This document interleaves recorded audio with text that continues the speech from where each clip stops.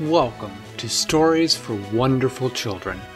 I'm Dan Wendelin, your host and storyteller.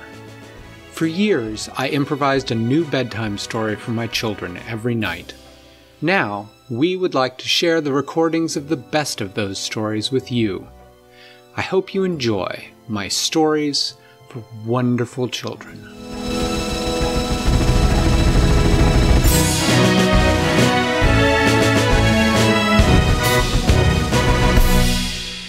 Winella was so excited. She had gotten an easel for Christmas. She had always wanted an easel. And she helped. Yep, and she helped her mommy and her daddy put it together. It was a really neat easel. It had a chalkboard on one side, and it had a whiteboard on the other side, and a roll of paper that you could roll down. Winella was having trouble deciding what to play with first, because her daddy had put together both her stilts and her easel. And Winella thought they were both a lot of fun. So finally, she decided that she was going to try to draw on her easel while standing on her stilts. Cool. And so she was a little shaky on the stilts because she just started using them. And so she wobbled over to the easel. And she started to draw. She decided she was going to draw something wild. So she drew a field, and she made the grass in the field blue. And then she drew a rabbit, and she made the rabbit bright fluorescent orange. Fluorescent means really bright. And then she drew not one but two rainbows coming down into the field. And then, probably because of her recent encounter with the leprechauns, when her daddy had them messing with her wand, she started to draw treasure right at the center of the rainbows. And she figured that it wouldn't be just any leprechaun sitting at the center of two rainbows, but surely the leprechaun queen. And so she had started to draw the leprechaun queen, and she bent forward to get her green marker to draw in the leprechaun queen. And she fell over. And she was on her stilts, and she fell right into her easel. And she was thinking as she fell, oh no, I'm going to break my brand new easel. But she never hit. Her head went down towards the paper, and then it went through, and she suddenly felt herself falling into grass, and she popped up, and she was sitting in the middle of a field of blue grass with an orange rabbit hopping by her. And she thought, whew, at least I didn't finish the picture of the leprechaun queen. And she heard someone clear their voice behind her. Who might you be, and how have you come to this leprechaun throne? And Winella turned around, and there behind her was exactly what she had drawn, two rainbows coming down onto a huge mountain of treasure. And at the top of the treasure, there was a green throne, and on it sat a small woman with bright red hair and bright green eyes, dressed all in green. And Winella got up and brushed herself off, and she said, Your Majesty, I'm sorry. I did not mean to intrude. I am Winella. And what do you think you're doing coming here?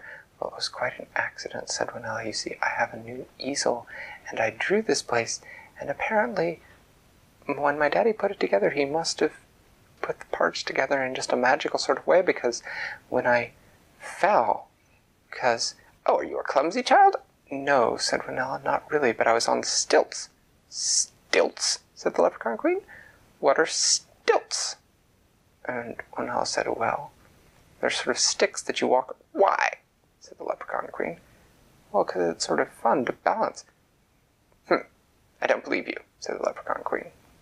And Winella thought, well, if I can go into the easel.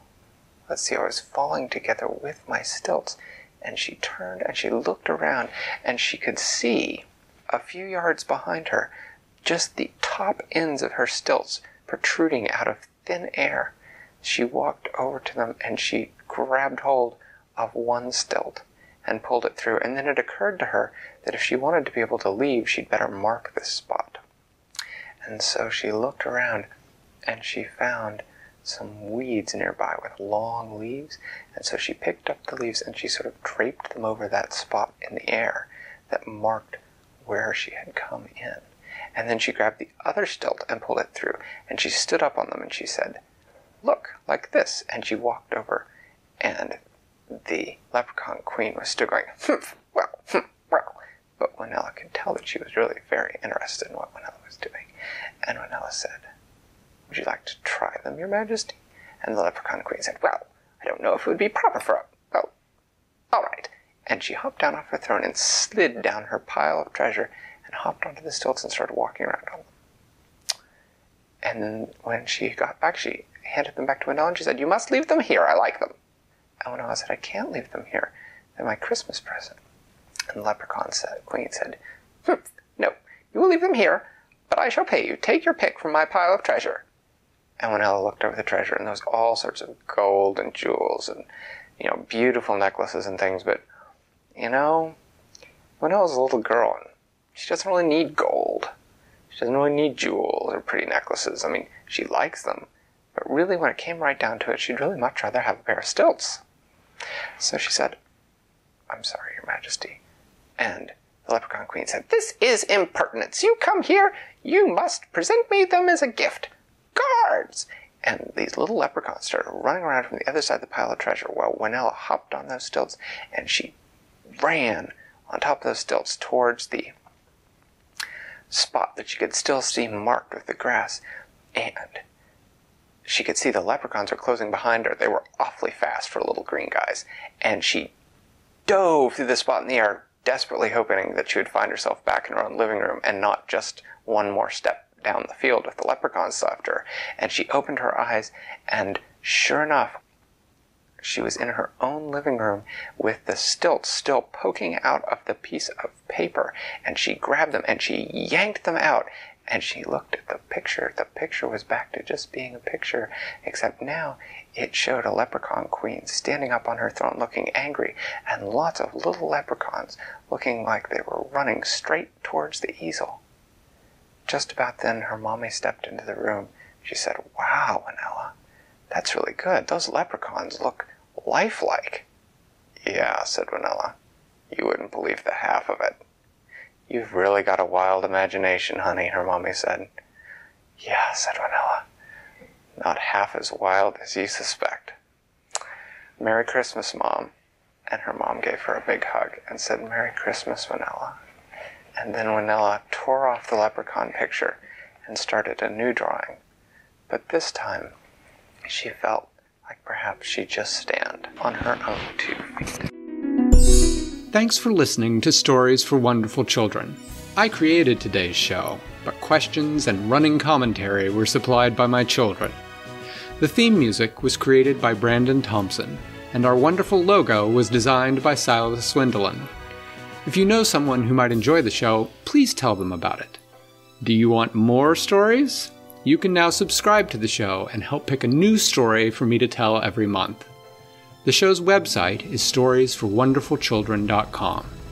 Until next time, I'm Dan Wendelin, reminding you to tell someone you love a story.